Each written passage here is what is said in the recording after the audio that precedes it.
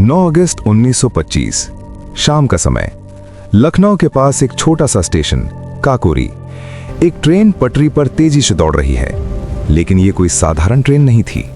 इस ट्रेन में रखा था अंग्रेज सरकार का सरकारी खजाना, और उस खजाने पर नजर थी भारत के कुछ ऐसे नौजवानों की जो आजादी के लिए अपनी जान तक देने को तैयार थे।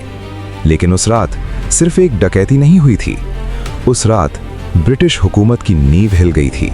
और हैरानी की बात यह है कि इस पूरे ऑपरेशन को अंजाम देने वाले थे सिर्फ 10 क्रांतिकारी। सवाल है, आखिर कैसे सिर्फ 10 लोगों ने ब्रिटिश साम्राज्य की सबसे सुरक्षित ट्रेन को रोककर सरकारी खजाना लूट लिया? और क्यों इस घटना के बाद अंग्रेज सरकार बुरी तरह कांप उठी? आज की कहानी है काकोरी कांड। नमस्कार दोस्तों, स्वागत है आपका अपना YouTube चैनल अक्कू की कहानियों में, जहां हम कुछ रोचक, मनोरंजक, शिक्षाप्रद या डरावनी कहानियां सुनाते हैं। चलिए शुरू करते हैं। साल 1920 का भारत, देश अंग्रेजों की गुलामी में जकड़ा हुआ था। हर तरफ अंग्रेजी कानून, अंग्रेजी हुकूमत और भारतीयों के साथ हो रहा अन्याय। कई लोग शांतिपूर्ण आंदोलन कर रहे थे, लेकिन कुछ नौजवानों को लगने लगा था कि सिर्फ भाषणों से आजादी नहीं मिलने वाली, उन्हें चाहिए थी क्रांति। उत्तर भारत में एक गुप्त संगठन बना, नाम था हिंदुस्तान रिपब्लिकन एसोसिएशन।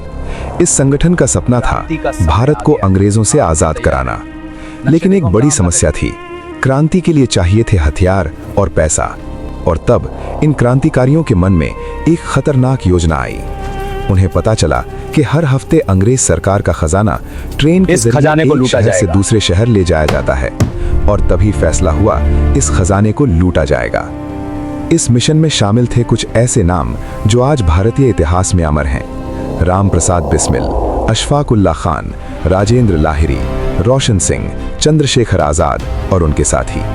ये सिर्फ दोस्त नहीं थे, ये ऐसे लोग थे जो जानते थे कि इस मिशन के बाद या तो आजादी की राह खुलेगी या फांसी का फंदा। लेकिन उन्होंने फैसला कर लिया था।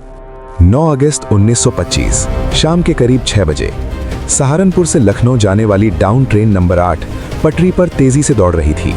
ट्रेन में अंग्रेज सरकार का खजाना रखा था। उसी ट्रेन में कुछ आम यात्रियों की तरह बैठे थे ये क्रांतिकारी। किसी को अंदाजा भी नहीं था कि कुछ ही मिनटों में इतिहास लिखा जाने वाला है।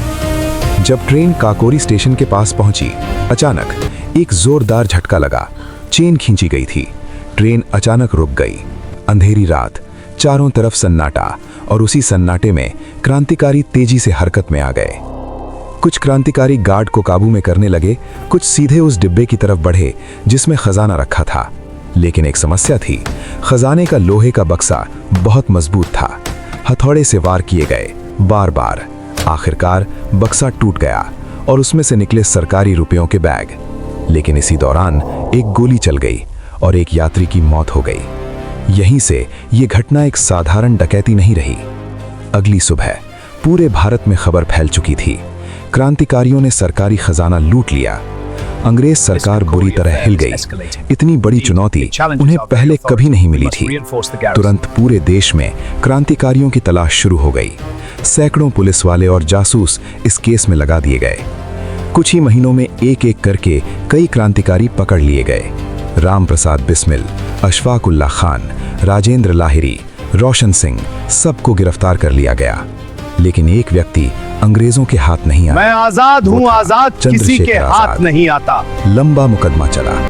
अंग्रेज सरकार इस घटना को उदाहरण बनाना चाहती थी, ताकि आगे कोई ब्रिटिश हुकूमत को चुनौती देने की हिम्मत न करे। और आखिरकार फैसला सुनाया गया। राम प्रसाद बिस्मिल फांसी, अशफाक उल्लाह खान फांसी, राजेंद्र लाहिरी फांसी, रोशन सिंह फांसी। बाकी कई क्रांतिकारियों को लंबी सजा दी गई। जब फांसी का दिन आया तो इन क्रांतिकारियों के चेहरे पर डर नहीं था, बल्कि मुस्कान थी। राम प्रसाद बिस्मिल ने कहा था, मैं ब्रिटिश साम्राज्य के पतन की कामना करता हूं। और फिर चारों क्रांतिकारी हंसते हुए फांसी के फंदे पर झूल गए। काकोरी कांड सिर्फ एक ट्रेन डकैती नहीं थी, ये थी ब्रिटिश साम्राज्य को खुली चुनौती। इस घटना ने पूरे देश के युवाओं के दिल में क्रांति की आग जला दी, और यही आग आगे चलकर बनी भारत की आज़ादी की चिंगारी।